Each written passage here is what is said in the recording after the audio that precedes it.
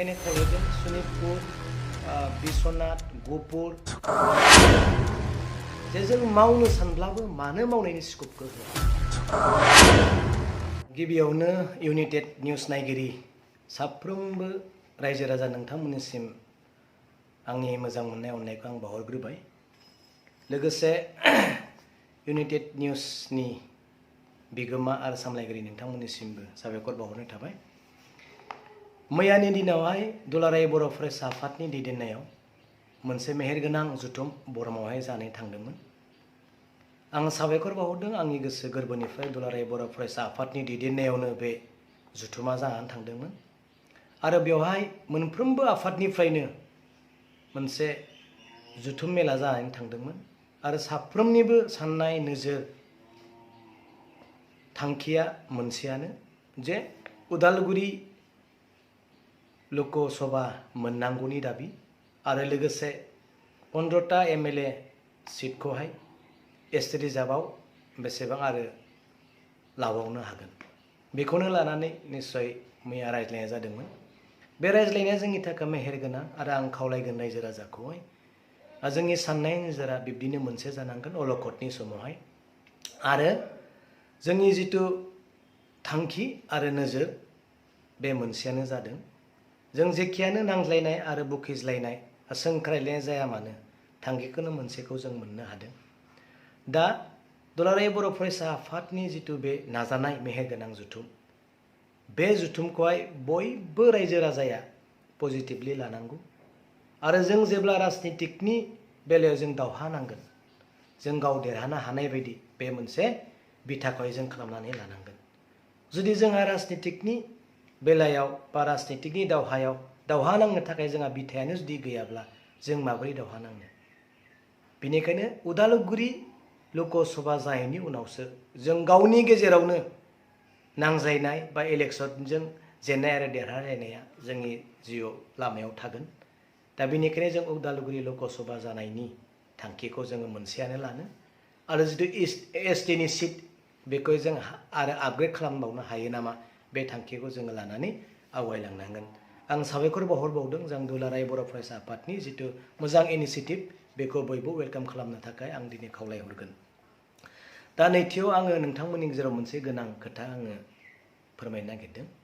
नोंथांमोननि गेजेराव आङो बे मोनसे खोथाखौ बुंनो नागिरदों जे थांनाय जुननि 9 तारिख आसाम सरकार आरो बिटिसि सरकार मोनसे मोस्ट इम्पर्टेन्ट मोनसे मिटिं जादोंमोन आरो बेयावहाय जोंनि बिटिआरनि EM चिफ बिथांमोना लोगोसे दङमोन आरो जोंनि बिटिसिनिनो खामानिफोरखौ मावफुंनो थाखाय गोबां प्रप'जेलखौ आसाम सरकारावहाय होदोंमोन आरो एप्रुभ खालामनो थाखाय बिटिसि सरकारा बे एजेन्डाफोरखौ लानानै आसाम सरकारजों रायलायदोंमोन। नाथाय बे एजेन्डानि जिथु माइन्युट्स नोंथांमोना जुदि नायोब्ला गोबां दुखु मोनगोन आरो रागा जोंगोन गोसोआव साननाय फैगोन दिखार फैगोन जे जों मावनो सानब्लाबो मानो मावनायनि स्कपखौ होआ। जोङो बिटिआर रायजो राजानि थाखाय जों मावनो थाखाय प्रप'जेल होदों नाथाय मावनो हानायनि परिबेसखौ जोंखौ मानो होआ। निश्चय बिटिआरनि दैदेनगिरि EM बिथांमोना चिफ बिथांमोना सानदों। आं मोनसेल' खोथाखौ नोंथांमोननि गेजेराव लाबोनो नागिरदों जुजा मानगोनां फरेस्टनि EM फेरेंगा सार बिथाङा मोनसे खोथा बुंबाय थादोंमोन जे बड'लेण्डआवहाय बड'लेण्ड फरेस्ट प्रटेक्शन फर्स बानायनानै लाइमोन सेंग्रा सिख्लाखौ एपइन्टमेन्ट होनायजों लोगोसे जोंनि फरेस्टनि जिथु बारहावा परिबेसफोरखौ जों बासायनाय। नाथाय आसाम सरकारा मा एन्सार होदों नोंथांमोना बे लेखायाव नुनो मोनगोन। नेगेटिभ जोंनि गोहोजों जों जे होनो हाया बिनि खोथाखौ बेवहाय लिरदों नोंथाङा नाय आरो बेल' नङा गोबां बिदिनो प्रप'जेलफोर दङ जाय प्रप'जेलफोरखौ आसाम सरकारा एलटमेन्ट होआखै। जों मिनिनो ना रागा जोंनो ना जों गारनानै फैनो नोंथांमोना EM बिथांमोननियाव चिफ बिथांमोननियाव सोंदो। आं दुलाराय बर' फरायसा आफादखौ दिनै बुंगोन खावलायगोन बे लेखाखौ नोंथांमोना नाय आरो आसामा जोंखौ मा खालामनो नागिरदों माबायदि नोजोरजों नायदों आसाम सरकारा दिनै बे लेखाखौ नायबा नोंथांमोना दुखु मोनगोन।